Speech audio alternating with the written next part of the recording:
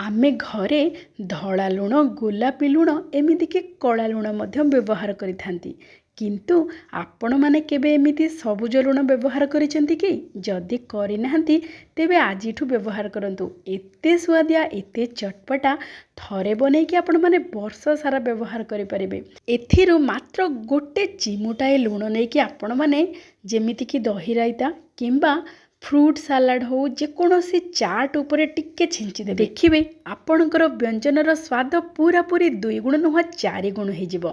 तेबे आसंतु आजिर प्रस्तुति आरंभ करिबा। दर्शक बंधु समस्त को करुछि मो प्रणिपात माँ गेलु हांडीशाला को आपण मानकु बहुत बहुत स्वागत।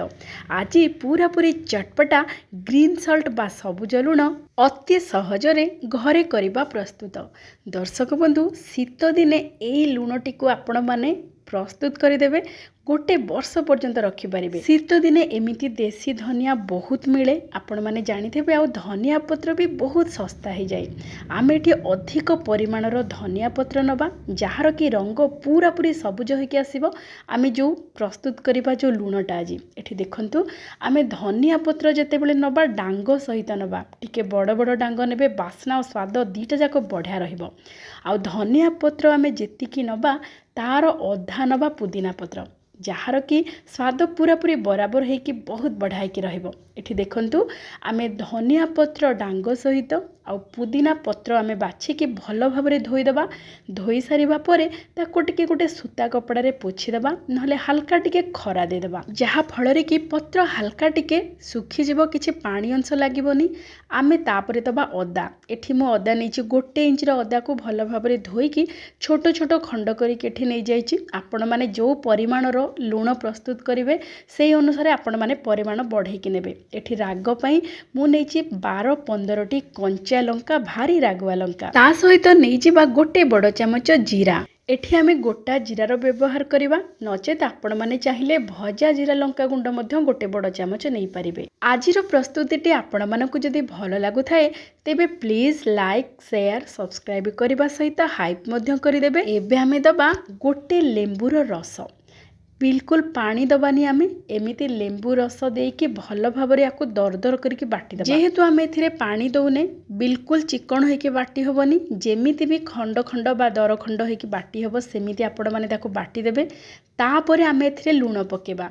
लुण आपण माने परिमाण देखिकी नेबे। मु एठी गोटे बड़ गिनारे गिन्ने लुण नउची। आपण माने घरे व्यवहार करुथिबा साधारण लुण बा धळा लुण व्यवहार करि परिबे नचेत आपण माने पिंक सल्ट बा गोलापी लुण मध्यम व्यवहार करि परिबे। ता सहित गोटे चामच दबा कला लुण बा बीट लुण टिके चटपटा हेकी लागिबो। आ ता सहित गोटे बड़ चामच दबा चाट मसला पाउडर सबको देके भल भाव चिकन करके बाटी दबा। एठी देखंतु लुण पकेबा द्वारा टिके ए जो चटणी भलिया हे जिवो आ टिके पानिया हे जिवो पूरा चिकन हेके बाटी हे जिवो। जदि भी चिकन न होला किछि असुविधा नाही आको आमे सुखै सारिबा परे पुणी आको आउ थरे गुंड करिबा। सेथि पई जेमिति भी बाटी हो आपण माने एमिति बाटी सारिबा परे गोटे बड़ थाळीटे नेबे। थाली रे बिल्कुल तेल फेल लगेबार किछि आवश्यकता नाही। सीधा सड़क आपण माने गोटे बड़ थाली रे ए जो चटणी आमे प्रस्तुत कले पूरा चटपटा राग खट्टा लुणीर जो आमे प्रस्तुत करिचे चटणीटी से चटणी को देकी भल भाव ताको आमे खेलई दबा।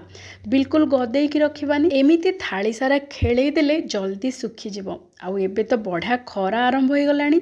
खरारे आपण माने एमिति 2-3 दिन पई सुखै देबे। देखिबे बढ़िया भाव रे सुखी जिवो।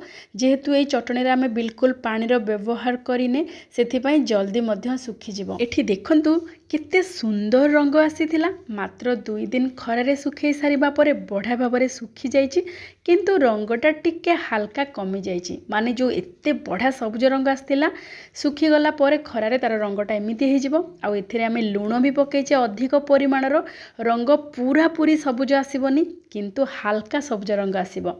एई ग्रीन सॉल्ट को आपण माने आउ थरे गुंड कर देबे। जेहेतु टिके जदि दरदर गुंड थिबो बा टिके दरदर खंड थिबो बढ़िया भाव रे गुंड हो गला परे देखंतु हमर प्रस्तुत हो जाइछि चटपटा खट्टा राग लुणीर ଗ୍ରୀନ୍ ସଲ୍ଟ ବା ସବୁଜ ଲୁଣ।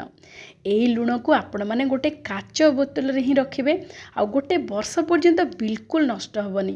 ଏଥିରେ ଯେହେତୁ ଆମେ ଲେମ୍ବୁ ପକାଇଛେ, ଆମଚୁର ପାଉଡ଼ର ବା ଆପଣମାନେ ଚାଟ୍ ମସଲାର ଗୁଣ୍ଡ ପକାଇଥିବେ, ସେଇ ଖଟା ଅଂଶ ଯୋଗୁଁ ତା ସହିତ ଲୁଣ ଆମେ ଭରି ଭରିକି ଦେଇଛେ, ପୁରା ଲୁଣର ପରିମାଣ ଅଧିକ ଅଛି, ବିଲକୁଲ ନଷ୍ଟ ହେବନି। ପ୍ରତ୍ୟେକ ବ୍ୟଞ୍ଜନକୁ ପୁରା ଚଟପଟା କରିବା ପାଇଁ ଏଥିରୁ ମାତ୍ର ଗୋଟେ ଚିମୁଟାଏ ପକାଇଦେବେ, ସ୍ୱାଦ ପୁରାପୁରି ବହୁତ ବଢ଼ିଆ ରହିବ। ଆପଣମାନେ ମଧ୍ୟ ଏମିତି ଗ୍ରୀନ୍ ସଲ୍ଟ ବା ସବୁଜ ଲୁଣ ଘରେ ପ୍ରସ୍ତୁତ କରନ୍ତୁ ଆଉ ବ୍ୟବହାର କରନ୍ତୁ। ଆଜିର ପ୍ରସ୍ତୁତି କେମିତି ଲାଗିଲା ନିଶ୍ଚୟ ଜଣାଇବେ।